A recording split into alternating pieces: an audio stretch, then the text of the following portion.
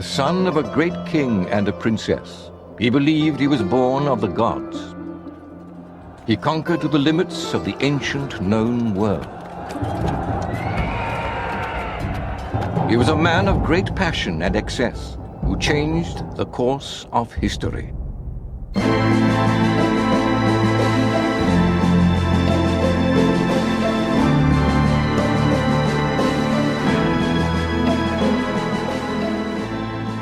Alexander the Great was born in Macedonia in 356 BC.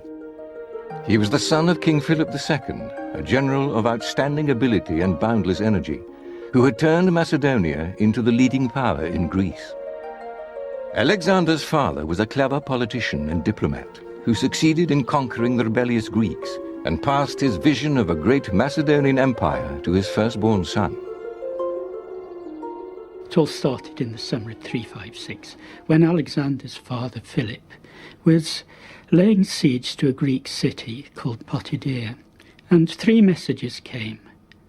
On the same day, we're told, 1, that a general of his had won a victory, 2, that his horse had won at the Olympic Games, and 3, that he was blessed with a son, whom he called Alexander. From an early age, Alexander showed extreme physical courage and loyalty. While still in his teens, he tamed his legendary battle horse, Bucephalus, when everyone else had failed.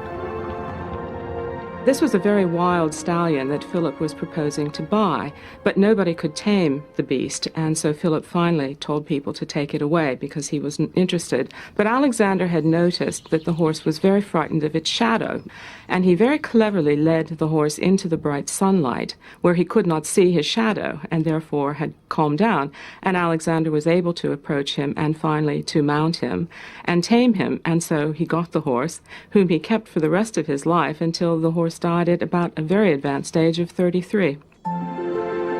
Brought up to be a warrior like his father, Alexander was trained to endure hardship. But he also received a privileged education under the famous Greek philosopher Aristotle.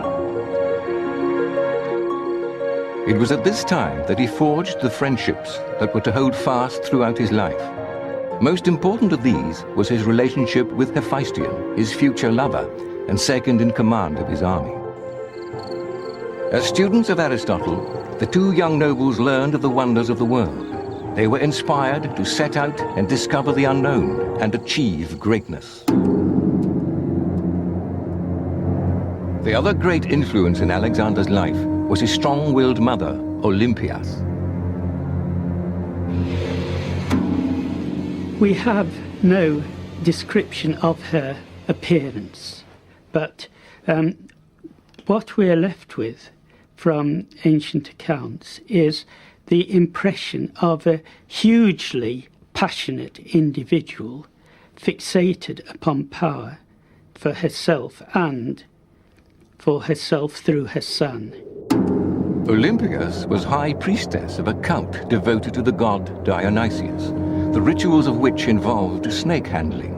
Rumor has it that Alexander's father once caught her in bed with a snake, but she claimed it was the god Zeus in the form of a serpent.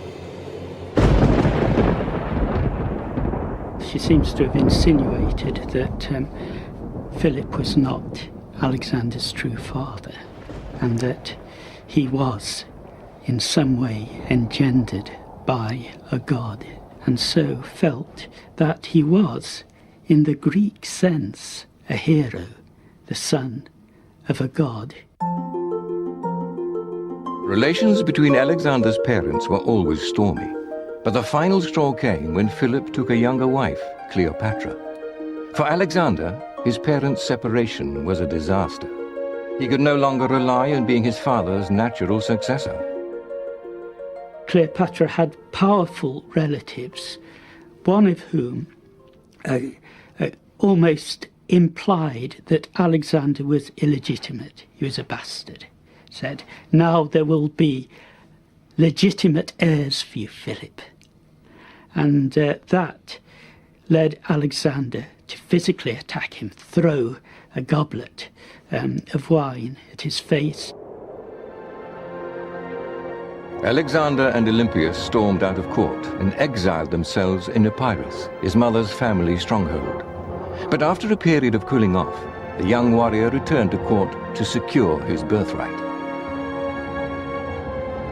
Alexander's position was still very precarious. Shortly after his return, his father was assassinated, leaving a baby son and potential heir. Alexander was immediately suspected of causing his father's death, and with Philip dead, a rebellion blew up in Greece. Alexander had to act immediately and decisively. He seized the throne and murdered all those who posed a threat to his succession, including his baby stepbrother. He then moved swiftly to put down the rebellion and assert himself.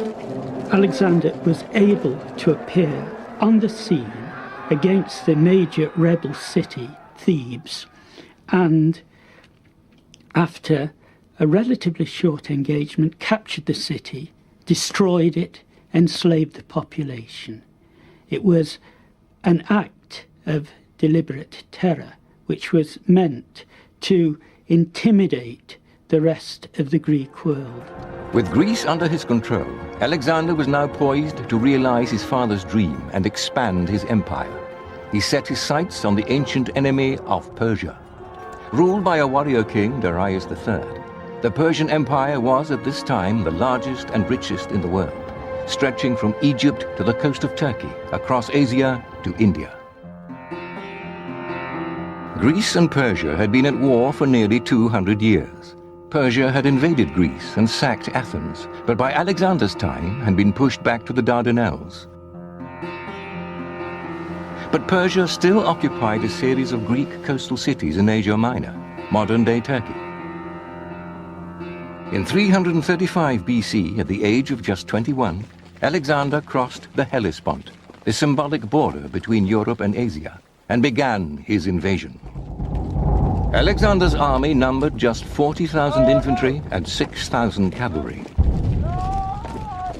From his father, he had inherited a strategy that was the key to his success in battle: the Macedonian phalanx. Row upon row of infantry, wielding the famous 18-foot spear called the sarissa. The advance of this murderous steel-tipped porcupine on the enemy was an invincible force, and gave Alexander the means of taking on the world. I don't think he ever doubted his confidence as a commander. One has to remember, too, that he was a commander who led his troops from the front, not from behind. And so where the first impact was, the decisive moment of the battle, there was Alexander, the head of the cavalry. And so in 334, when he invaded Asia Minor, then the first battle to the east of what was then Troy, he won with almost effortless ease. During the Battle of the Granicus, the Macedonians were outnumbered 4-1, and Alexander was nearly killed, saved only by his trusted lieutenant and boyhood friend, Clytus. After the battle, in an act of revenge, the victorious Alexander ruthlessly massacred 20,000 Greek mercenaries who'd fought alongside the Persians. There was a conscious use of terror there, and this deterrent aspect of Alexander's policy, we see it in Thebes, we see it at the Granicus, we see it in Tyre. There's resistance, organised opposition. The reaction is always savage repression to a degree that makes one shudder. But on the other hand, if people submit to him, accept his sovereignty, then he can be overwhelmingly generous. Alexander was quickly on the move. The next major battle against Darius and the mighty Persian army was a turning point in the great campaign, the Battle of Issus. Issus was a small plain surrounded by high cliffs, making maneuvering difficult for the huge Persian army. Alexander was able to drive the Persians into retreat so that they more or less trampled each other down in the narrows trying to escape. And so the great army of the Persian king more or less destroyed itself. Darius fled in his chariot, and Alexander pursued him.